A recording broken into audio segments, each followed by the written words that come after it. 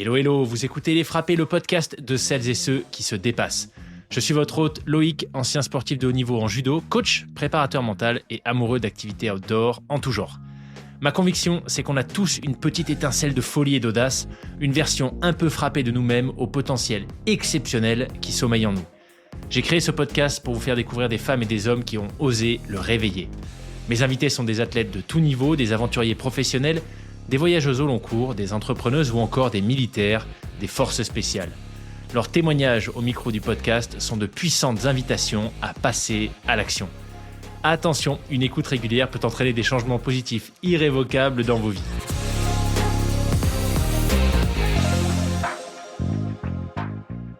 Parfait. Eh ben, écoute, bienvenue, bon retour, Émilie, au micro des Frappés.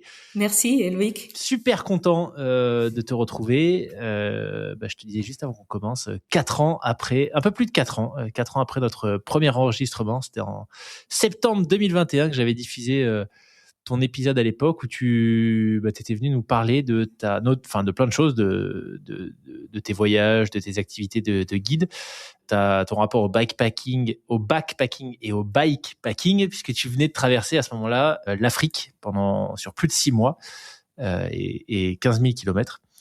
Et depuis, c'est sans doute passé plein de choses. Mais avant de commencer, d'ailleurs, s'il y en a qui n'ont pas écouté l'épisode, le lien est en description, donc allez-y, le premier.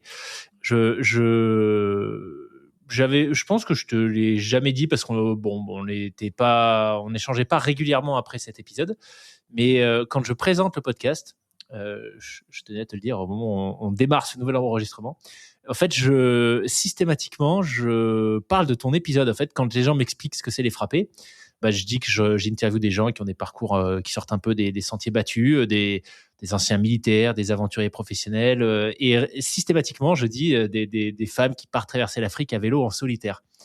Et voilà. Et du coup, ça parle tout de suite aux gens, tu vois. Mais je me faisais la réflexion l'autre fois qu'en fait, je prends systématiquement ton exemple pour expliquer qui sont les frappés que j'interviewe. Donc voilà, maintenant tu sais.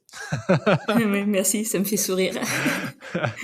Bref, après cette longue intro, Émilie, ce que je te propose, c'est peut-être de nous réexpliquer dans les grandes lignes pour celles et ceux qui n'écoutaient pas le podcast il y a 4 ans, ce que tu fais aujourd'hui, ton activité professionnelle ou tes activités professionnelles. Et on va commencer par ça et ensuite on se dirigera doucement vers tes récentes aventures à vélo.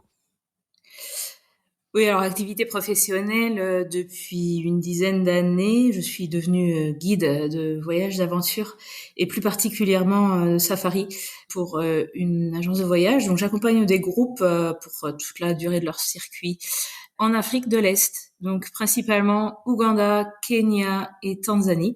Donc voilà, et ce rythme de travail saisonnier me permet d'avoir quelques mois de libre par chaque année pour pouvoir poursuivre mes aventures en parallèle. Donc voilà. Donc si on a besoin de conseils, de tips sur les bons safaris à faire, t'es la personne à qui il faut demander.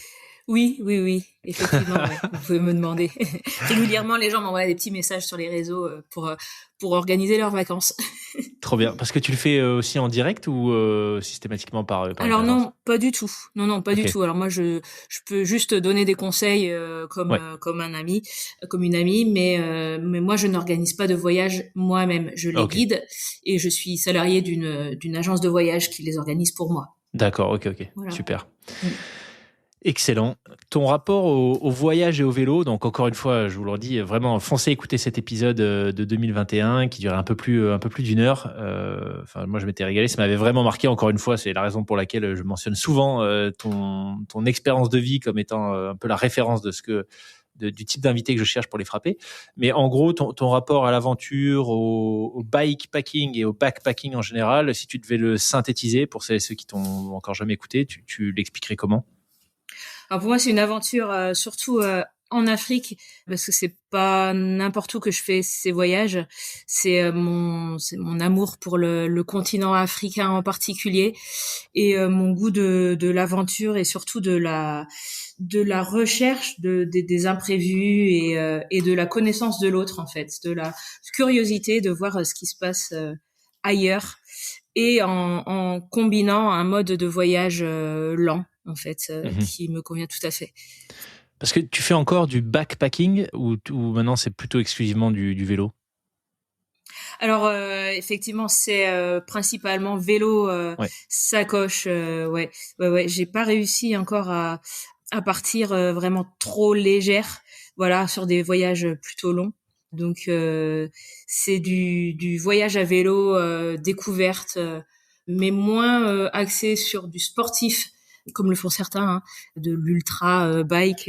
Moi, c'est plutôt voyage découverte. Alors maintenant, Ouais. plus ça va et plus je me mets dans le mood un peu petit défi sportif également, hein, plus Ah oui? ça va et plus je cherche à tester ma résistance physique avec de nouveaux défis un peu plus durs et des voyages qui vont être, je pense, de plus en plus difficiles niveau physique.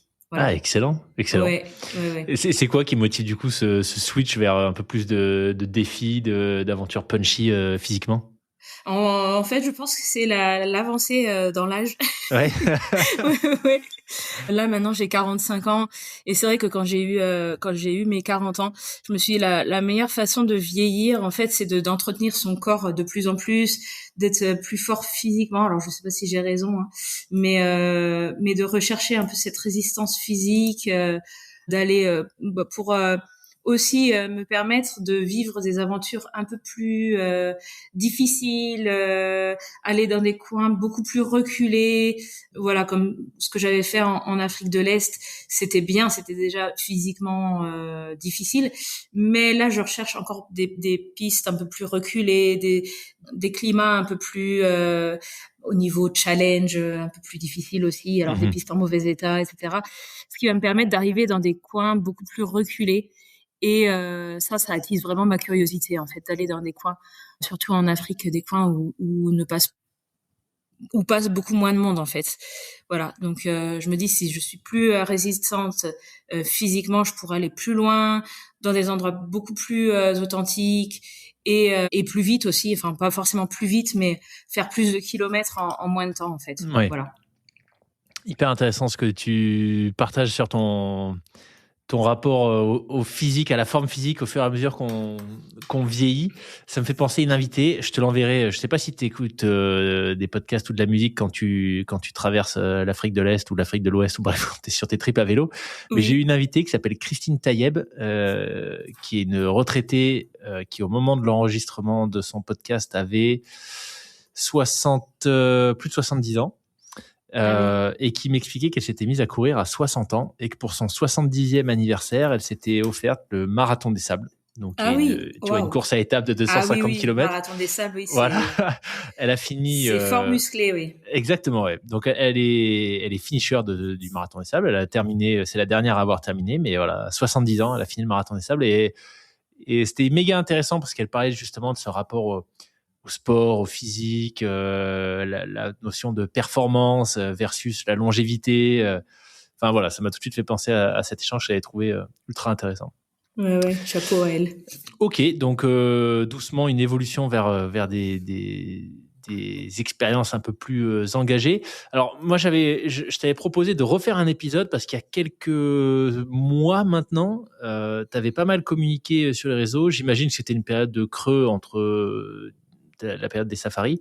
Mais t'as fait une grosse traversée. Alors si je me souviens bien, c'était Afrique de l'Ouest à vélo, c'est ça, hein, je dis pas de bêtises, c'était Afrique de l'Ouest. Oui, oui, oui, c'est ça. Après l'Afrique de l'Est qu'on avait commenté en Ouais. 2021, je me suis lancée maintenant dans la traversée de l'Afrique de l'Ouest seule à vélo. Waouh. Ouais, alors à l'époque, quand tu m'avais parlé de ta traversée de l'Afrique de l'Est, je me souviens en particulier, tu nous avais parlé du Soudan où, si j'ai bonne mémoire, tu avais des conditions météo abominables, vent de face, tu étais avancé à 10 km/h, enfin ça avait l'air vraiment quand même ultra engagé. Là, Afrique de l'Ouest, le dernier trip sur lequel tu t'es lancé, c'était quoi le parcours? Enfin, qu'est-ce que tu avais en tête initialement? Alors j'avais pas vraiment de parcours. Moi j'aime bien aller un peu à la découverte et surtout laisser l'imprévu mener un peu mon voyage sans but fixe. Mais le but c'était la traversée donc de l'Afrique de l'Ouest. Je suis arrivée cette année jusqu'à Abidjan. donc en Côte d'Ivoire. Et en gros, j'ai traversé. Donc, je suis partie de Savoie, de chez moi, et je suis arrivée donc en traversant le Maroc,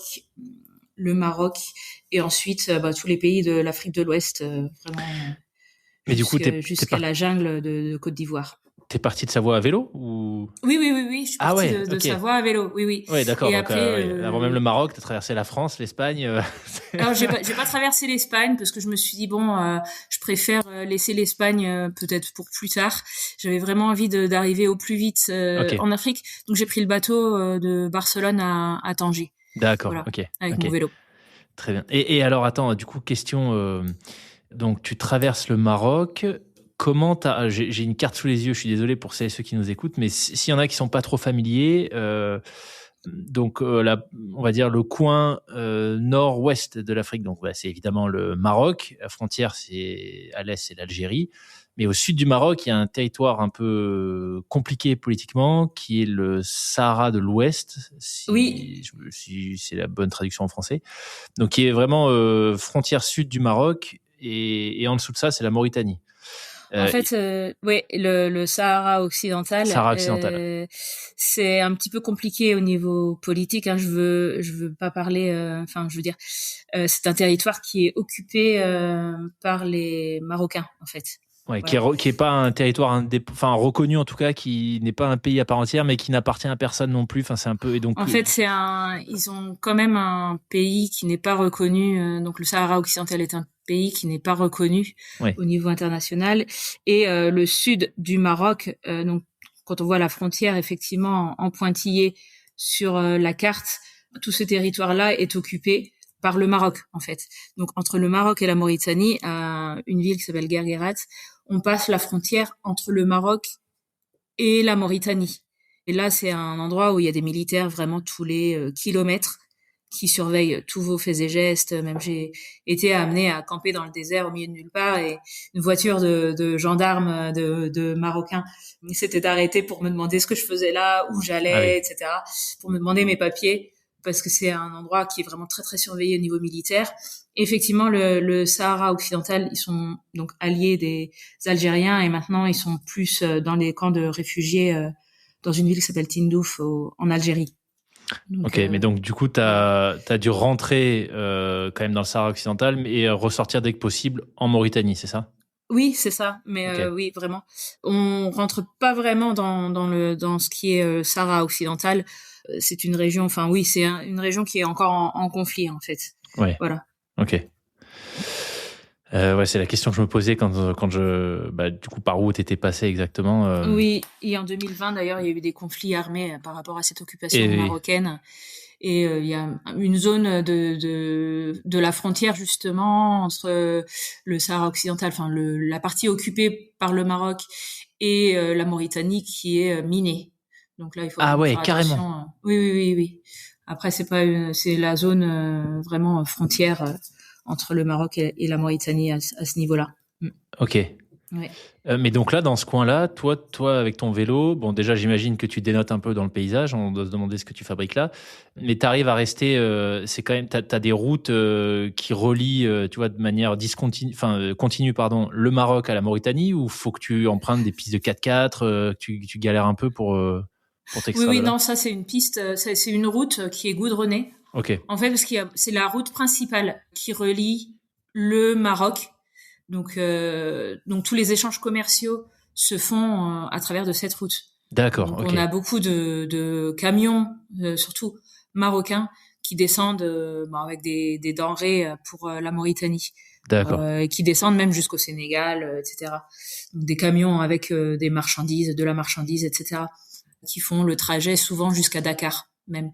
Donc c'est une route goudronnée. C'est sûr qu'elle est très bonne jusqu'à une ville qui s'appelle Darla, qui est à peu près au milieu du Sahara occidental, occupé par les Marocains. Et ensuite la route devient un peu plus en moins bon état, on va dire, mais toujours goudronnée. Donc à ce niveau-là, il n'y a pas trop de problèmes. Okay. Mais on est au milieu du désert. C'est vraiment zone désertique, pas beaucoup de villes, pas beaucoup de ravitaillement, pas beaucoup de restaurants, etc. Donc c'est vraiment la traversée du désert. Enfin, Alors ouais, c'est exactement ce que j'allais te demander, parce que encore une fois, désolé pour ceux qui nous écoutent qui n'ont pas une carte sous les yeux, mais en gros, quand on dézoome sur l'Afrique de l'Ouest, très clairement jusqu'au sud de la Mauritanie, les images satellites, c'est désert, désert. Et ensuite, on rentre dans des zones, tout ce qui est Guinée, Guinée-Bissau, Burkina Faso, Côte d'Ivoire, où il y a beaucoup plus de vert.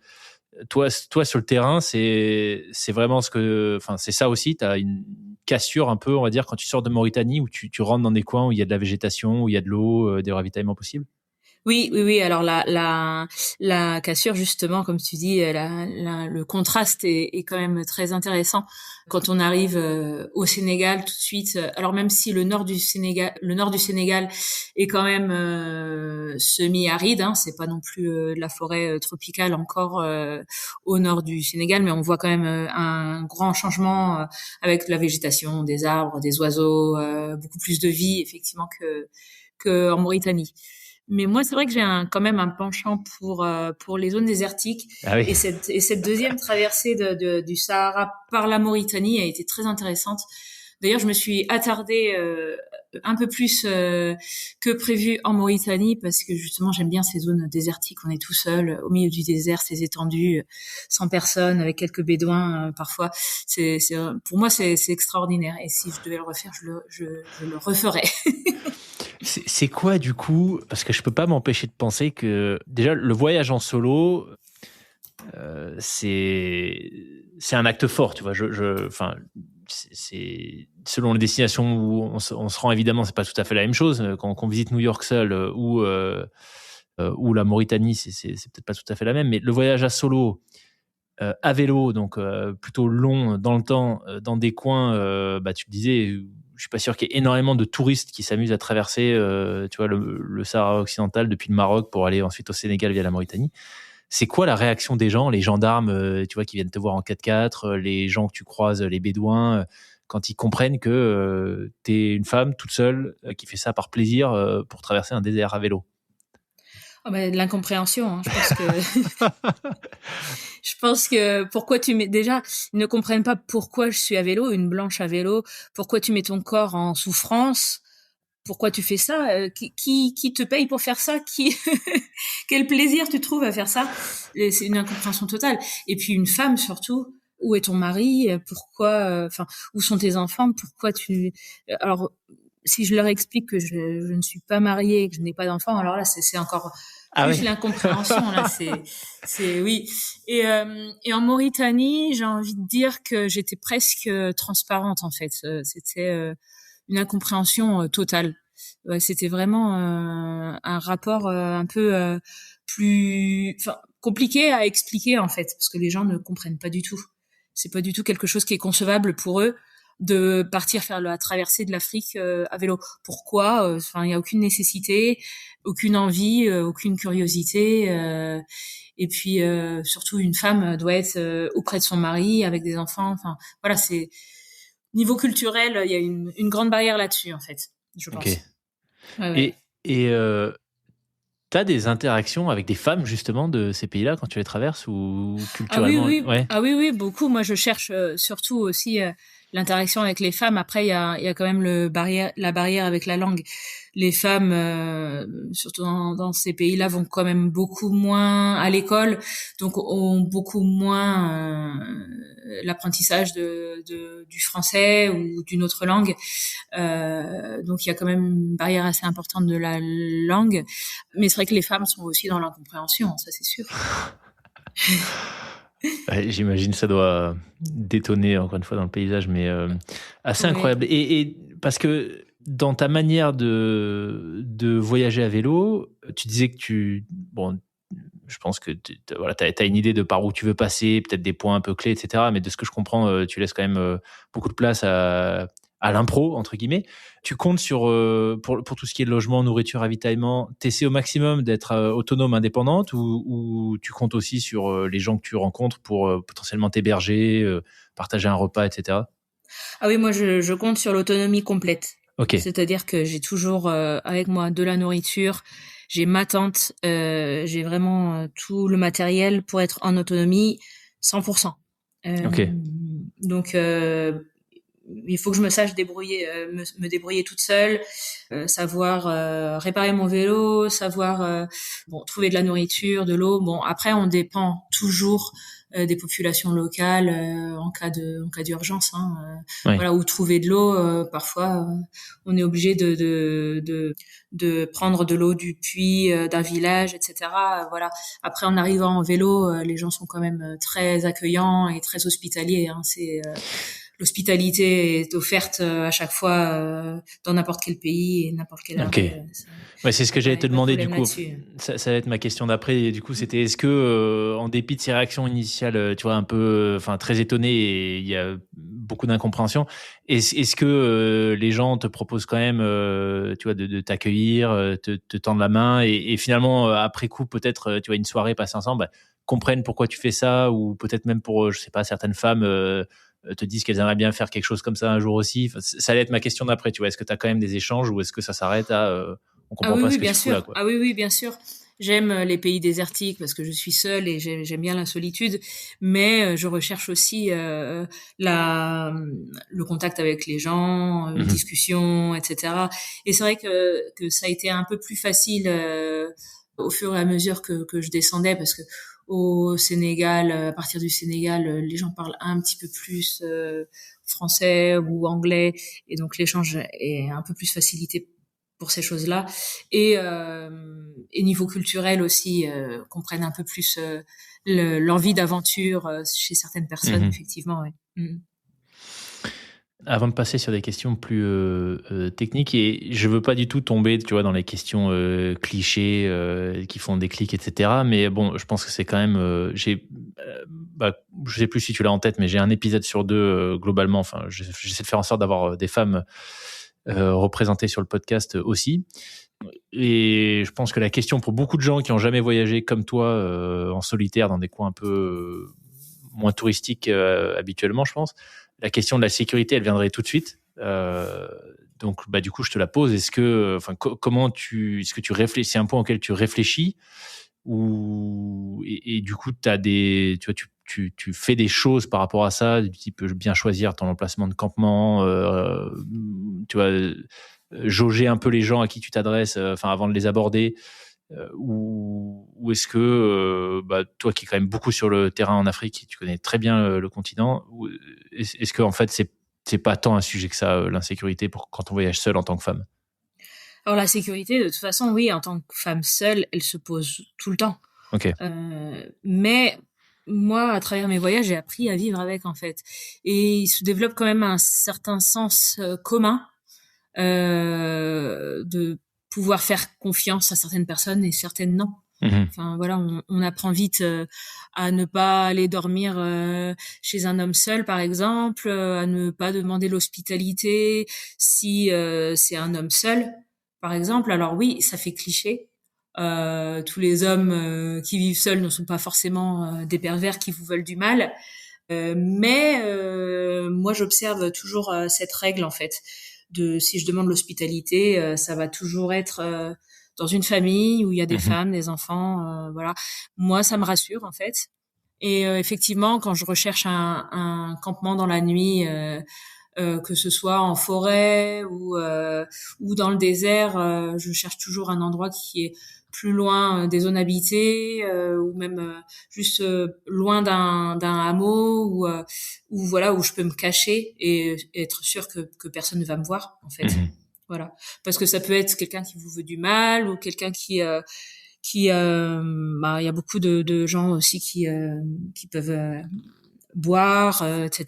et ne pas être conscient de ce qu'ils font, etc. Bon, après, ça, j'ai envie de vous dire, ça peut arriver partout, Ouais. même en Europe. Hein, quand une femme seule ou un groupe de femmes sort en discothèque le samedi soir ou au travail, un collègue de bureau qui peut vous draguer et devenir insistant. Voilà, ça. Moi, ce que j'ai envie de dire, c'est que les femmes ne s'arrêtent pas de voyager justement à cause de ce Mhm. motif-là en fait. Il faut juste être prudent dans sa manière de faire, avoir du sens commun, mais pas plus que dans sa vie courante en fait. Absolument. Alors, c'est très facile à dire pour moi qui suis pas une femme et qui fait 1m91. Mais oui, je pense que c'est super intéressant que tu partages ce message-là. Parce que je pense qu'il y a le premier filtre, c'est sans doute l'autocensure, et encore plus, tu vois, pour plein de raisons différentes, quand on est une femme, peut-être qu'on a peut-être plus tendance à pas s'autoriser ou à se dire que c'est plus, enfin voilà, à se mettre des freins finalement. Oui, ça c'est sûr. Ouais. Est-ce que tu as peut-être, pour clôturer sur ce sujet, un tips à partager? Tu as un peu parlé de campement, etc. Mais est-ce que tu as une situation, tu vois, un peu inconfortable, borderline, insécurité, où tu t'en es tiré et tu as appris quelque chose sur la manière dont tu l'as fait? Alors oui, ça m'est arrivé plusieurs fois d'avoir des propositions indécentes, hein, forcément.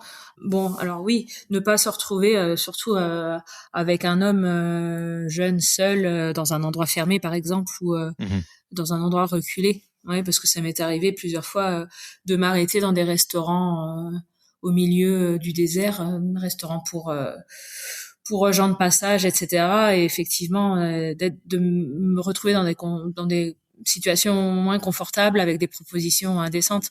Et dans ce cas-là, j'ai réussi à partir, en fait, à dire non et partir aussitôt. Bon, les personnes n'ont pas été insistantes ni quoi que ce soit, mais c'est vrai qu'il faut toujours être vigilante, en fait. Voilà. Mais ça peut arriver n'importe où. En fait, ne pas se bloquer que ça va arriver parce qu'on voyage seul dans un endroit. Ouais. Ça peut vraiment arriver partout. Ok. Sur la partie désertique, puisque tu disais que c'est une partie de ta traversée qui t'a particulièrement plu, d'un point de vue logistique, comment tu gères le réapprovisionnement en eau, par exemple? T'es dans le désert, surtout dans un coin, tu vois, comme le Sahara occidental, où je me dis, bon, je suis pas sûr qu'il y ait des cartes méga à jour. Où est-ce que tu as une station-service avec de l'eau potable, quoi? Alors, on a beaucoup déjà moi, j'ai du matériel pour filtrer l'eau. Ouais. Donc, je peux prendre basiquement n'importe quelle eau. Alors, évidemment, j'ai pas vraiment envie de boire d'une flaque d'eau ou vraiment de l'eau qui soit résiduelle. Donc, il faut quand même faire attention. Mais voilà, des pompes à main. J'ai du matériel, oui, pour filtrer un bon filtre à eau.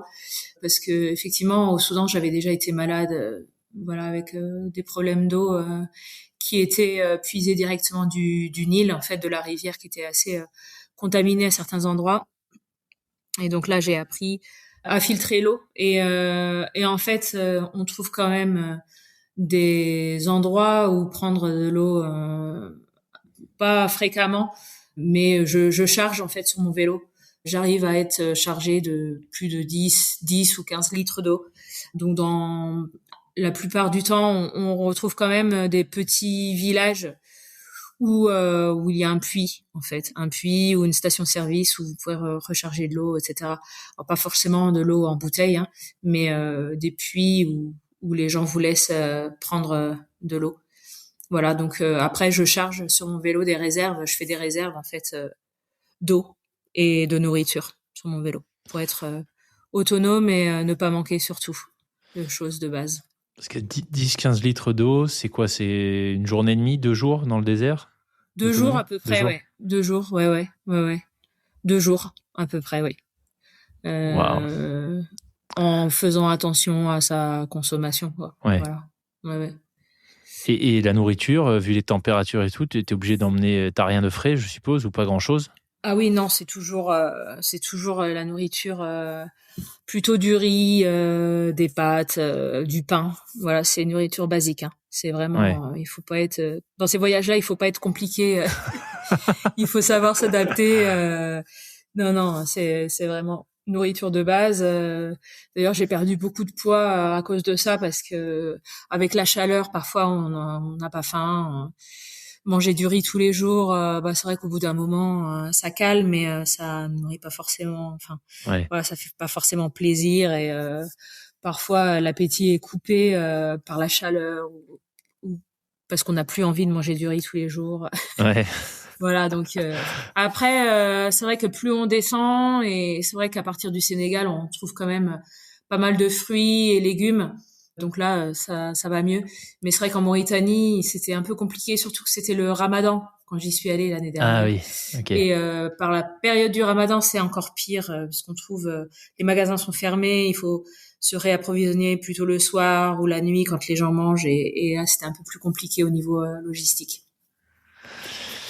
Sachant qu'il faisait quelle température là, à cette période, quand tu as traversé la montée?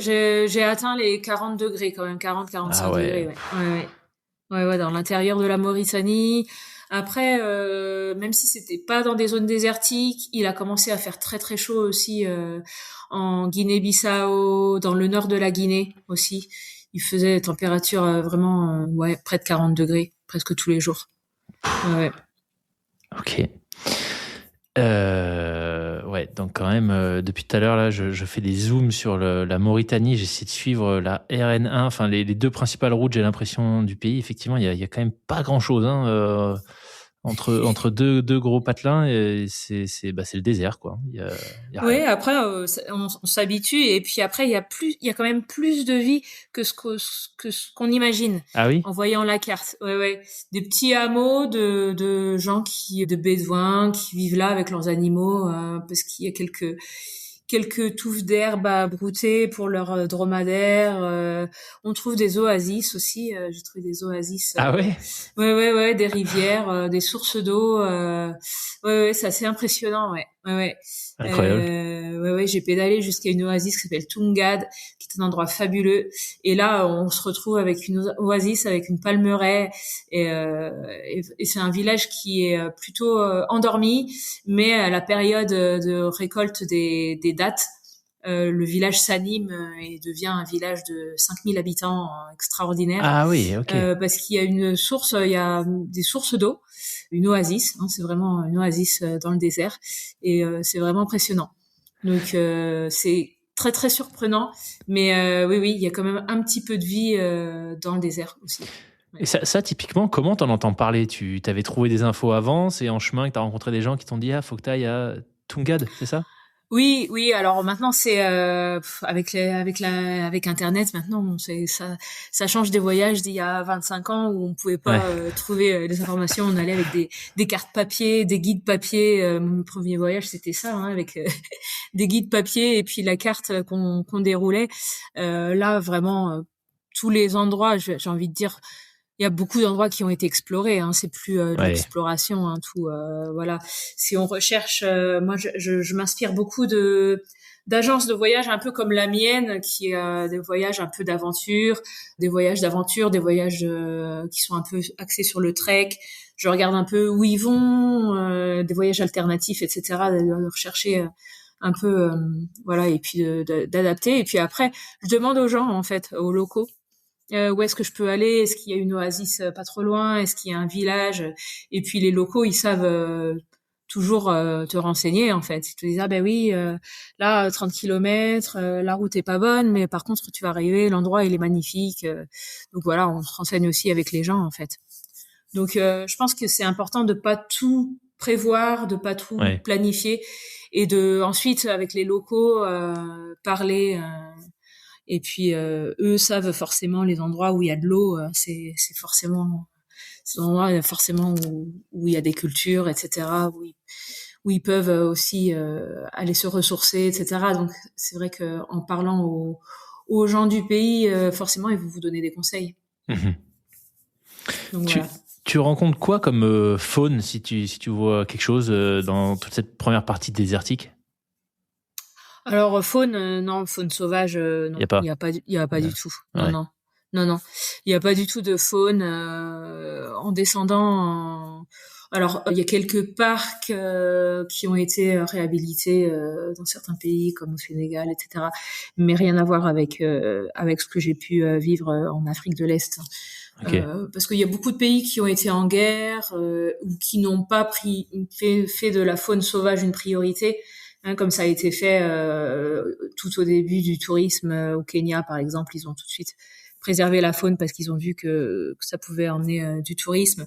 Mais en Afrique de l'Ouest, il y a eu beaucoup de conflits armés et pas du tout de conscience conservation. Donc beaucoup d'animaux ont été tués pour la chasse, pour manger, pour gagner de l'argent, etc. Donc non, la faune en Afrique de l'Ouest, c'est pas vraiment un problème quand on voyage à vélo. Ok. Ok.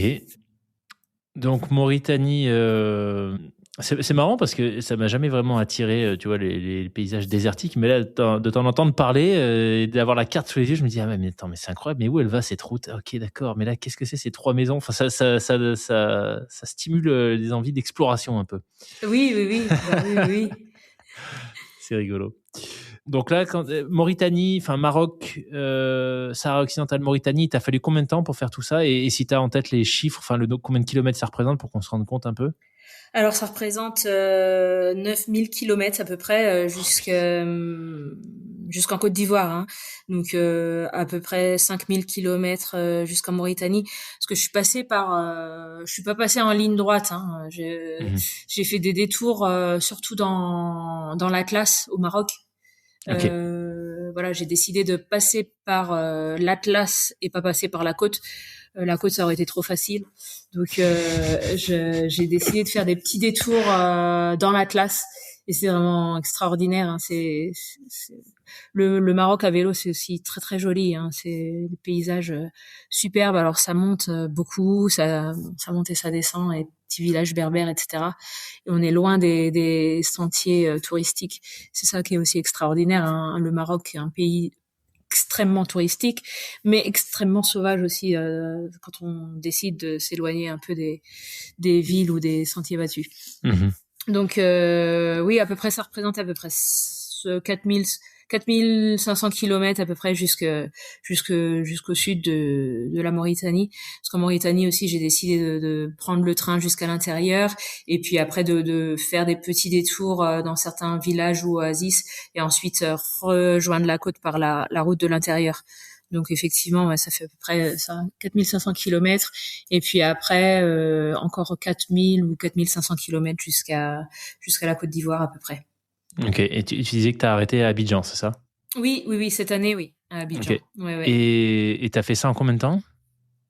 Alors à peu près au total, donc de France à Côte d'Ivoire, ça m'a pris à peu près 6 mois et demi.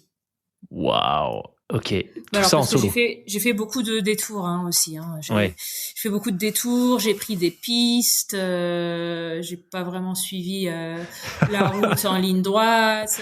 En Guinée-Bissau, j'ai décidé d'aller dans un archipel qui est magnifique, les Bijaos, un archipel qui est extraordinaire avec des plages sauvages, etc. Donc voilà des endroits un peu perdus. Et puis après au Libéria, j'ai décidé d'aller dans la jungle, pareil de prendre des sentiers qui sont utilisés uniquement par les habitants en fait, les motos, il y a pas du tout de voitures ni de camions qui peuvent passer par là-bas. Ou des sentiers un peu des pistes, je les appelais mes pistes cyclables parce que c'était vraiment des single track vraiment où les voitures ne passaient pas. Donc voilà, ça peut se faire tranquillement en beaucoup moins. Hein. Donc voilà, moi c'est mon voyage et je l'adapte vraiment de la manière que j'aime moi. Mais après c'est vrai que si vous avez envie de traverser beaucoup plus rapidement ou sans voir beaucoup plus de détails, ça peut se faire en beaucoup moins de temps et beaucoup moins de kilomètres aussi. Du coup, là, ce que tu mentionnes avec tes pistes cyclables à toi, j'ai en tête quelques stories que tu partageais, des photos. Je me disais, mais c'est impossible de rouler à vélo sur un truc comme ça. On voyait ton vélo avec de la boue, mais je sais pas, tu devais avoir 10 kilos de boue sur chaque pneu, avec tes sacoches, etc. Enfin, vraiment hallucinant. T'as traversé le Sierra Leone aussi ou la Sierra Leone? Oui, Ouais, aussi. Sierra Leone, oui. Sierra Leone, ça a été un gros coup de cœur. C'est un pays que que peu connaissent. Pas beaucoup de tourisme, hein, puisque ça vient de sortir d'une guerre civile assez terrible, hein, dans les années 90 jusque dans les années 2000. Donc c'est vraiment le tourisme est vraiment très très récent en Sierra Leone et mais par contre il y a quand même un gros potentiel au niveau paysage, forêt, plage et les gens sont adorables. Les gens vraiment sont accueillants, bienveillants. Oui, c'est d'une gentillesse incroyable. On ne s'imagine pas vraiment tout ce qu'ils ont vécu.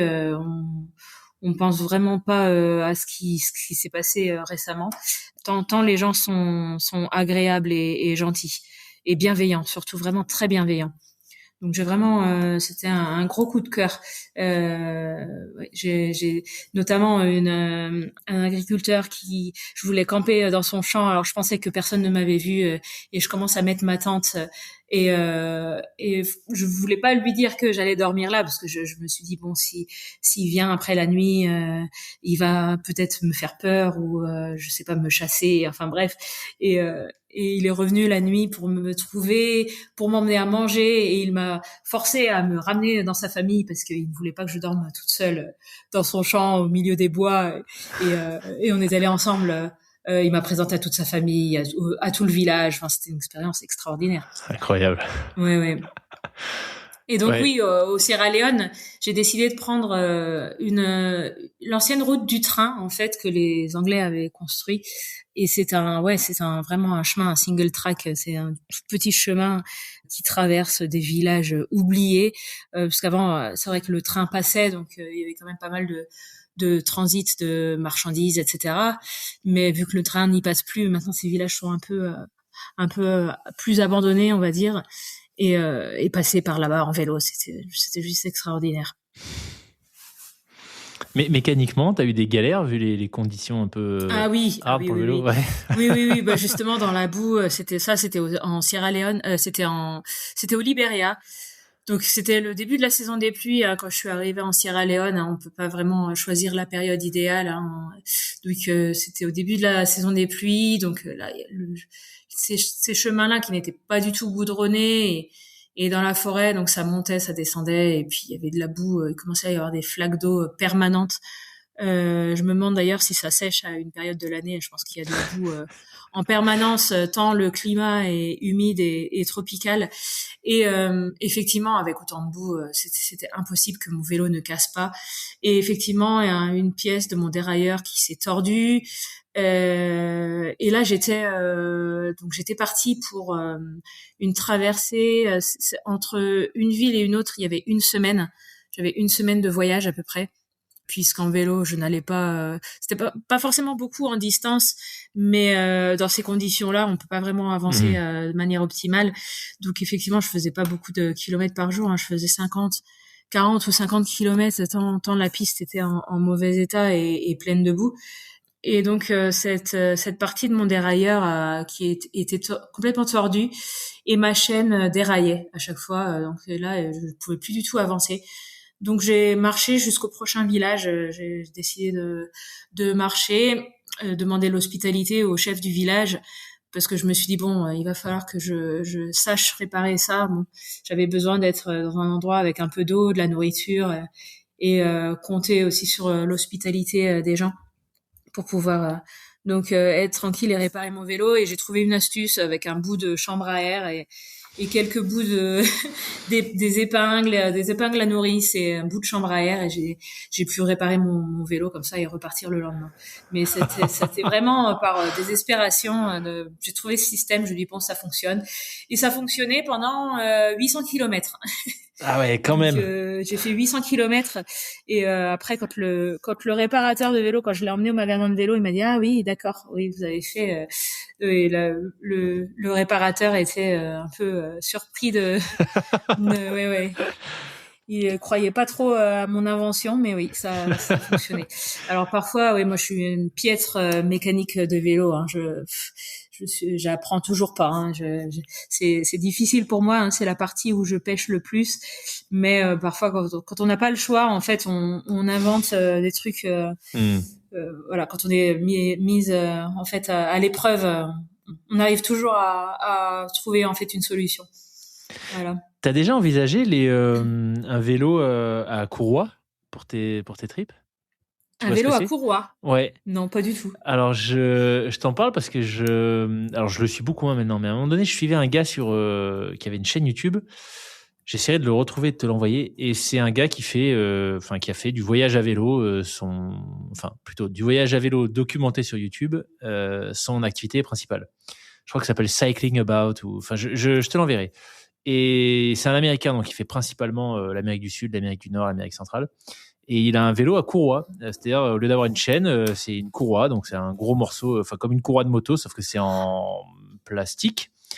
Et donc tout le système de passage de vitesse en fait est dans un boîtier hermétique fermé. Ah oui, d'accord. Tu vois, donc en fait, qu'il y ait de la boue, de la poussière, du sel, de la neige, tu t'en fous parce que tout est parfaitement protégé d'un point de vue passage de vitesse. Tu passes tes vitesses à l'arrêt parce que Oui, t'as oui, pas oui, besoin je de connais pédaler ce pour ça. système. Voilà. Oui. Et lui, il ne jure que par ça, tu vois. Donc, parce que justement, il dit que c'est méga durable, que je crois qu'une courroie, c'est 20 000 kilomètres. Oui, oui, oui, effectivement, oui, j'en ai déjà entendu parler. Effectivement, ouais, ça me parle. Voilà. Oui, Bon, oui. Moi, je suis assez t'es traditionnelle. contente avec ta chaîne, ouais. Ouais, j'ai du mal. Je sais pas si c'est l'âge ou parce que je me pose pas trop de questions, mais oui, effectivement, ouais, j'en avais déjà entendu parler et j'ai même rencontré des gens qui ont des vélos comme ça. Ok. Mais effectivement, oui, j'y ai pensé à un certain moment. Et puis effectivement, parce que c'est niveau mécanique, c'est beaucoup plus pratique. Ouais, ouais. Ouais. Donc après c'est un peu plus coûteux et peut-être que niveau mécanique après il faut quand même savoir Ouais. l'entretenir, mais oui effectivement ouais j'y Ouais, penserai je peut-être sais pas. ma prochaine Ouais, grande voilà. traversée ouais. Mais il avait l'air de dire que entretien au quotidien, ça avait rien à voir parce que tu mets un coup d'eau Oui, sur ta courroie et elle est lavée. Mais par contre, oui. j'avoue que s'il se passe un truc dans le pignon, je sais pas trop comment ça se passe. Ouais, c'est ça. Moi, je suis restée assez traditionnelle, effectivement, parce que je me dis, bon, il y aura, au pire, dans un magasin de vélo, ils peuvent toujours m'aider si jamais je trouve Oui, pas, ou les ouais, pièces de rechange aussi, parfois, quand on est au beau milieu de l'Afrique, c'est vrai que d'avoir des pièces de rechange assez traditionnelles d'un vélo, ouais, ouais, soi-disant, un peu plus commun, sera peut-être plus facile aussi à ouais, réparer. effectivement. Voilà, Ouais. c'est un peu ce que je me dis aussi. Hmm. Voilà. Ok, tu disais un peu plus tôt que tu avais perdu beaucoup de poids dans le désert. Il te faut combien de temps sur 6 mois et demi pour prendre le rythme, tu vois, du voyage, prendre ton habitude, arriver à t'endormir facilement dans ta tente, sur ton matelas qui est pas forcément le même confort qu'un matelas chez soi. Enfin, te mettre dans le rythme, ça demande combien de temps à chaque fois? Bon, même pas une journée. Ah ouais. Oui, oui, oui, parce que moi, dans mon mode de vie, en fait, même dans les Alpes où je vis une partie de l'année, même j'aime bien les petites aventures. En fait, j'étais habituée. Enfin, même pendant le Covid, je faisais des petites aventures en montagne où j'allais dormir dans ma tente une nuit sur la neige. Ou voilà, ça fait partie de mon mode de vie, en fait. Ok. Donc, j'ai pas vraiment de mal à m'adapter. J'ai peut-être plus de mal à m'adapter à dormir dans le confort, dans un lit ou je sais pas. Non, non, j'ai vraiment pas de mal à m'adapter à l'aventure en fait. Et puis en voyage à vélo, on dort facilement la nuit parce qu'on est fatigué de l'effort. Mhm. L'Afrique, c'est vraiment. Alors ça change d'un pays à un autre. On peut pas généraliser. L'Afrique, c'est pas un pays. C'est beaucoup de cultures différentes, etc. De paysages différents, etc. De climat, etc. Mais je suis quand même à l'aise maintenant dans ces aventures et j'ai pas vraiment beaucoup de mal à m'adapter en fait. Ok. Ouais, ouais, ouais. J'ai plus de mal à m'adapter aux endroits maintenant où il y a beaucoup de monde, par exemple, en France ou dans ma vie quotidienne, où j'aime pas quand il y a beaucoup de bruit, par exemple, où ça va vite me déranger, en fait. Et j'allais te demander comment tu fais pour te... Et je sais plus si on en avait parlé. Je pense que ça peut être une question que je t'ai posée déjà à l'époque, mais comment tu fais pour j'allais dire te réintégrer, t'as pas été Oui, exclu, tu vois, mais comment tu fais oui. pour revenir à un mode de vie, on va dire, sédentaire, dans une culture occidentale, qui a un peu rien à voir avec tout ce que tu as vécu en solo pendant 6 mois et demi. Après, c'est vrai qu'avec mon travail en Afrique, c'est vrai que je reste quand même dans un mode de vie bon assez atypique, on va dire. Mhm. Et après, c'est vrai que si je suis amenée à travailler ailleurs ou vivre avec des gens, c'est vrai que je suis quand même assez solitaire dans mon mode de vie aussi, même si j'ai beaucoup d'amis. Mais après, oui, bon, moi j'ai grandi dans ce milieu-là, donc on n'oublie jamais. Oui. Donc, voilà, c'est aussi la manière dont j'ai été éduquée, etc. Hein. Donc voilà, j'ai pas été éduquée non plus en Afrique dans un milieu désertique ou voilà. Donc on rapprend vite. Et puis c'est vrai que j'ai aussi ça me fait aussi plaisir d'être dans ma vie enfin avec des amis, etc. Un temps, et après c'est vrai que j'ai un mode de vie quand même assez solitaire tout le temps, que ce soit au niveau professionnel ou au niveau personnel. Ok. Quand tu témoignes comme ça, je sais pas si tu fais beaucoup de podcasts ou d'articles ou si tu continues d'alimenter ton site internet, mais est-ce que tu as l'impression que tu arrives à retranscrire ce que tu as vécu, ce que tu vois, émotionnellement, les rencontres que tu fais, etc., à travers ces voyages? Est-ce que tu arrives t'as le sentiment que tu arrives à décrire ce par quoi tu passes, ou c'est compliqué? Non, pas du tout. Ah Non, oui. non, c'est compliqué. Ah non, non, non, non, non, j'y arrive pas du tout. Il y a beaucoup de gens qui me disent tu devrais écrire un livre sur tes aventures. Non, parce que je suis pas bonne dans l'écriture en fait. Je sais, j'ai l'impression que je sais pas transmettre en fait ça. Et puis c'est tellement difficile en fait parce que moi j'ai un ressenti. Tellement difficile de transmettre ça. Mhm. Et puis, alors il y a certaines personnes qui, et puis c'est aussi le manque d'intérêt aussi des gens parfois. Enfin, Ah oui. je sais pas. Ouais, j'ai du mal oui effectivement à transmettre mes émotions.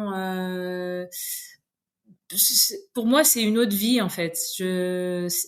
Avec notre mentalité, avec la mentalité d'Européens, on ouvre le robinet, il y a de l'eau qui coule. Enfin, l'Afrique, c'est vraiment une vie totalement différente, avec un mode de vie, de pensée, une vie beaucoup plus simple, loin des réseaux, loin, etc. Et transcrire tout ce que je vis là-bas, oui, c'est compliqué. C'est compliqué pour moi. Donc tu disais, tu as fait Savoie, Abidjan. C'est une première étape. C'était l'aventure au total, ou il va y avoir une suite? Ah oui, il va y avoir une suite. Oui, oui, oui. Oui, oui, il va y avoir une suite. Abidjan, Enfin, Cape il va y Town. avoir des suites, hein, de toute façon. Hein. Oui, moi, je veux descendre jusqu'à Windhoek, donc en Namibie, puisque la dernière fois, donc j'avais fait du Caire au Cap, et j'étais passée par donc le sud de la Namibie jusqu'en Afrique du Sud. Et là, cette fois-ci, j'aimerais bien descendre jusqu'à donc Windhoek en Namibie et passer du temps surtout. Alors il y a beaucoup de pays qui me font très envie, mais oui, oui, j'ai envie de faire toute la traversée en fait, de repartir d'Abidjan et refaire toute la traversée jusqu'à Windhoek. Surtout passer du temps au Congo-Brazzaville. Donc j'ai entendu beaucoup de bien de ce pays, un pays assez peu connu, peu touristique, mais avec des richesses naturelles extraordinaires. Et l'Angola aussi, Ok. qui s'est ouvert depuis peu au tourisme, et j'ai vraiment envie de découvrir aussi beaucoup de pistes un peu en dehors des circuits ou en dehors des villes aussi en Angola. Donc oui, il y aura une suite ou des suites à ce voyage, sûr. Alors quand, je sais pas, j'ai pas encore trop pensé. Ça va surtout dépendre de mon activité professionnelle. Mais oui, après, ça va être sûrement en plusieurs étapes. Hein. Mhm. Voilà. Mais après, les étapes, pourquoi pas, hein, ça me permet de passer plus de temps, peut-être dans un pays, d'approfondir un peu plus que juste passer et traverser. Ouais. Et, euh, et de le faire en étapes, c'est aussi pas mal parce que ça me permet de pas me fatiguer au niveau mental, de pas passer 6 ou 10 mois sur la route et de passer que 2 mois, 2 ou 3 mois, et de le faire par étapes, c'est pas mal. Donc voilà, il y aura des suites. Waouh. Excellent. Ouais, ouais. C'est quoi, tu dirais, si on a eu les apprentissages de cette étape récente de ta traversée de l'Afrique de l'Ouest, que tu vas utiliser pour là ou les prochaines? La force physique, je pense. La connaissance, enfin, de son corps, de pouvoir adapter son corps aux circonstances en fait du terrain pour pouvoir justement aller plus loin, repousser encore plus ses limites et aller dans des coins encore plus reculés, hein, ce que je comptais un peu au début de pouvoir être plus forte physiquement. Et d'être plus forte physiquement, en fait, on est forcément plus fort mentalement aussi. Ça va de pair de toute façon, hein. Donc ouais, ce que j'ai appris vraiment bien à me connaître.